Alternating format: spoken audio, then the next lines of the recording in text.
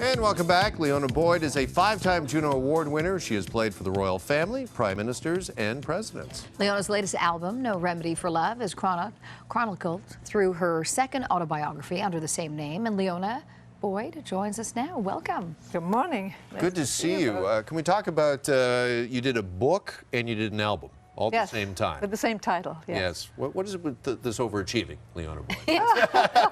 No, well, the album has been a few years, and the book too. It takes a while to write a second autobiography. The first came out in '98, so it's quite. But they reissued it. Dundon Press did a reissue and paperback of the old one. But the new one, it's from a quote by Henry David Thoreau: "There's no remedy for love but to love more," which I saw on a church billboard. And I thought that would be a nice title for a song, so I wrote a song. I actually dedicated it to Leonard Cohen.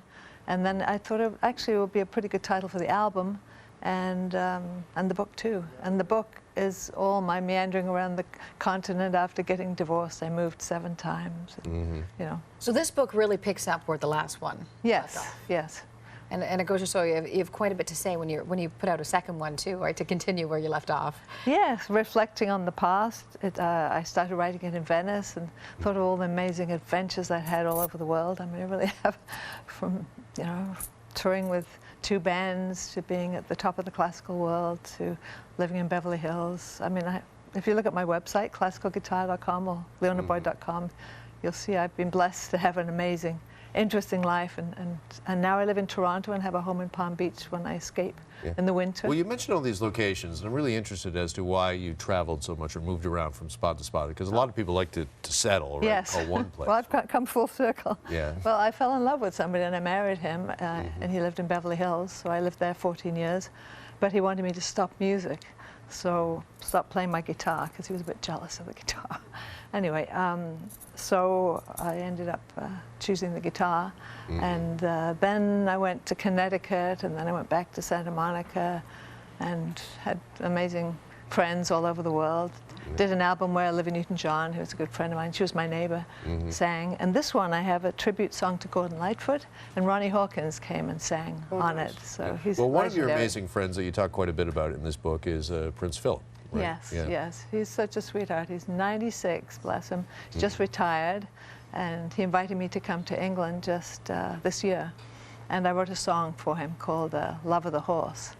And he's been my pen pal for 30 years, and I've played a lot of charity events, and he really is remarkable. I played for the Queen, but it's really Prince Philip who's been my friend. I first was introduced by Pierre Trudeau all those years ago when I played.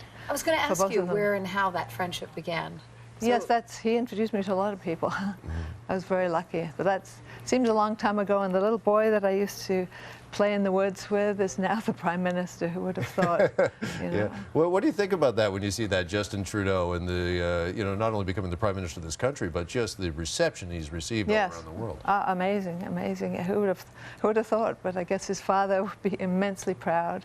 I have a picture in the new book that I took in the garden of Sussex Drive with the little boys, all 3 of them.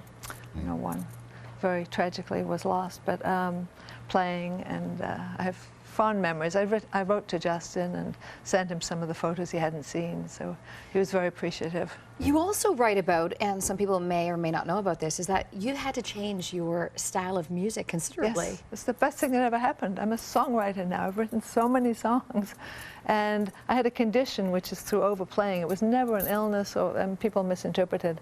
I just quit for 6 years because I was struggling with, it's actually a thing that happens when you play too much, nothing physically with the hands. Anyway, I got over that. Yes. Yeah, it changes the brain map, but only it was just one finger that went out. It was nothing chronic or something. I just redid my technique. I started singing, and really looking back, you know, the time you think it's terrible, then it opened up this whole thing. I never sang before, and now I've got 5 albums with singing, and this latest one it's called No Remedy for Love, and it's love of romantic love. It's one for people who care for the animals. It's love of a province. I did a theme song for Ontario, and it's amazing all the different places I played all over Ontario. I was just up in Manitoulin Island, And somebody came from Espanola and said, in '82 I interviewed you, and here's the sort of yellowed clipping he showed me. And they want me to come back, and then in Sudbury, same thing. So I've played all over, particularly this province, but all over Canada and all over the world. Little towns, in fact, I wrote a song dedicated to little towns. But there's many types, many facets of love, and at the end of the book I talk about that. I talk about, you know, how it takes many forms of expression and what love is. Well, the album and the autobiography, No Remedy for Love, is out now. Thank you so much. I'm so excited. Well, we're excited. It came out on Saturday, yes. Liona Boyd, thank you so much. Appreciate it. Thank you.